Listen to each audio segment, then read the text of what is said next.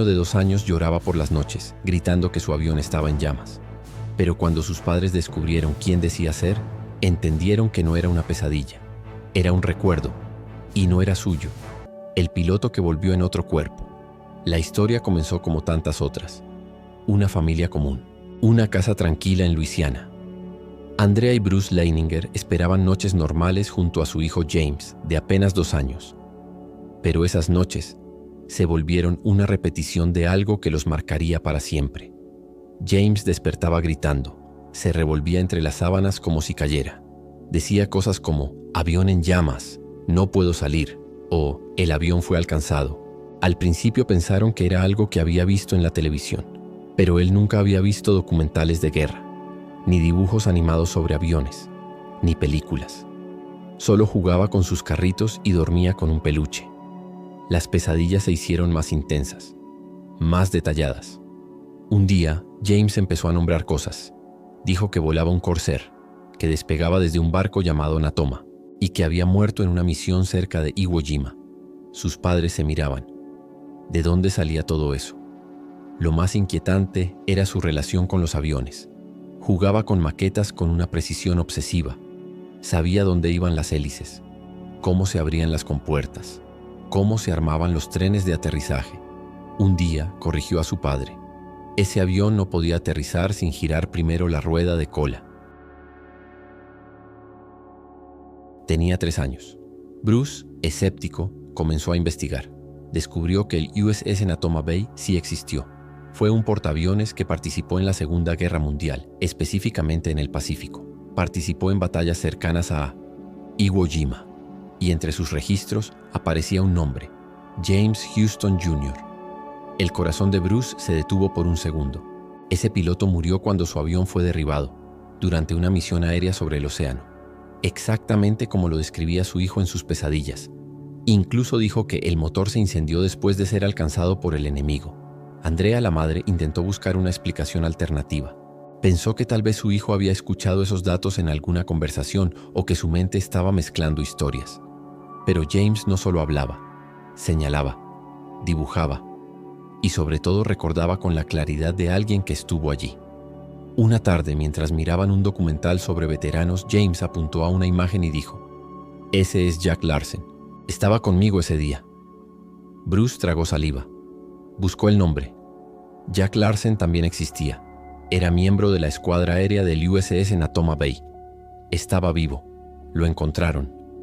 Larsen confirmó la historia. Dijo que volaba junto a James Houston Jr. cuando fueron atacados, que Houston murió ese día, que él apenas logró regresar. Cuando conoció al pequeño James Leininger, lo miró por varios segundos en silencio y se puso a llorar. El caso atrajo la atención de investigadores, psiquiatras y periodistas. Uno de los más interesados fue Dr. Jim Tucker, especialista en reencarnación infantil en la Universidad de Virginia. Estudió a fondo el caso, entrevistó a la familia, verificó cada uno de los nombres, eventos y ubicaciones que el niño mencionaba, y descubrió algo que lo dejó sin palabras. James no solo recordaba su muerte, recordaba cómo se llamaba, qué hacía en su tiempo libre y quiénes eran sus compañeros. Y lo hacía, con naturalidad. Pero lo más perturbador aún estaba por revelarse, porque James no solo hablaba de su pasado como piloto, comenzó a mostrar comportamientos que parecían reflejos automáticos. Gritaba comandos de cabina mientras jugaba, daba instrucciones con términos técnicos que nadie le había enseñado, y una vez, mientras sostenía una maqueta, susurró. Ese día fue rápido, pero lo sentí lento al final. Andrea lo miró aterrada.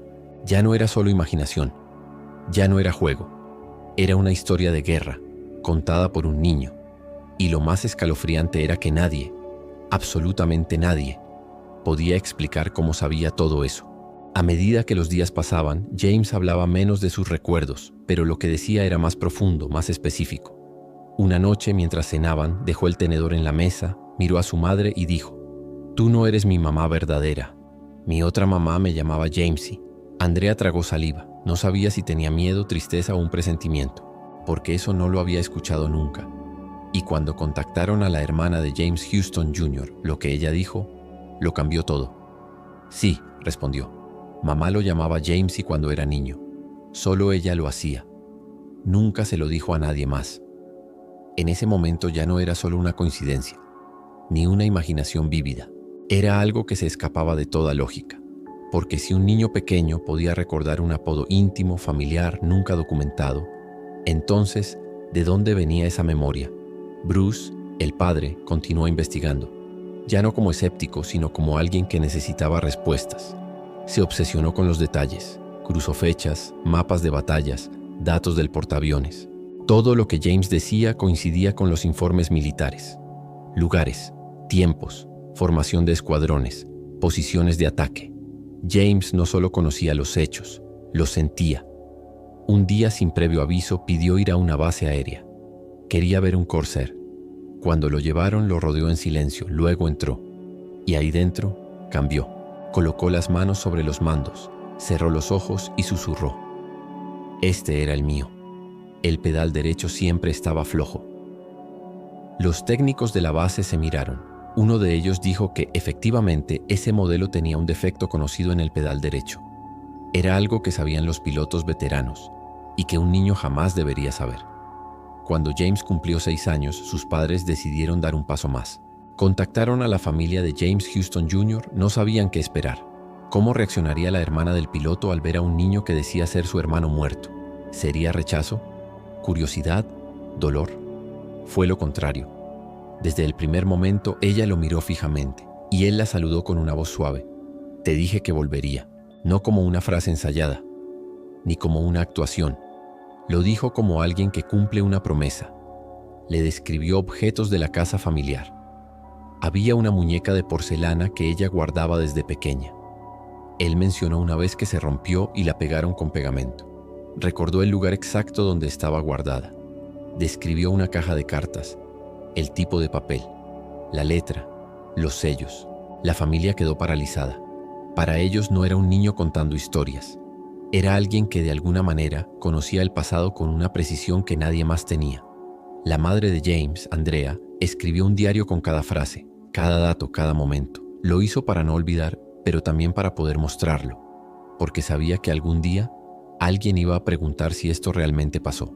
El caso llegó a documentales, entrevistas y artículos. Apareció en televisión. Fue analizado por psiquiatras, escépticos, historiadores. Todos revisaron los mismos hechos, y nadie pudo refutarlo por completo. ¿Memoria genética? ¿Sugestión colectiva? ¿Coincidencias? Tal vez. Pero ¿cómo se explica el apodo? ¿Los planos del avión? ¿Los compañeros de escuadrón? ¿El nombre del barco? ¿Los sueños? Las frases técnicas que un niño de 2 años nunca pudo aprender por accidente. Con el tiempo, James comenzó a soltar el pasado. Su interés por los aviones no desapareció, pero ya no tenía pesadillas. Ya no gritaba por las noches, como si su alma hubiese descansado. Como si el acto de recordar fuera también una forma de liberarse. Bruce y Andrea no trataron de convencer a nadie, solo contaron la historia, mostraron los datos, permitieron que el mundo viera lo que ellos vivieron, sin exageraciones, sin adornos, solo con una certeza: hay cosas que no tienen explicación racional, pero ocurren. James creció, se volvió más reservado, ya no hablaba del portaaviones, ni de la misión, pero si alguien le preguntaba directamente solo decía, fue real, solo que ahora es otra vida. Y entonces el silencio regresó, no como un misterio, sino como una aceptación, porque a veces recordar no significa volver, significa dejar ir. Y si esta historia te pareció imposible, prepárate, porque hay un hombre que asegura haber viajado al año 2749. Lo peor no es lo que vio, es lo que dijo que pasará antes de llegar ahí.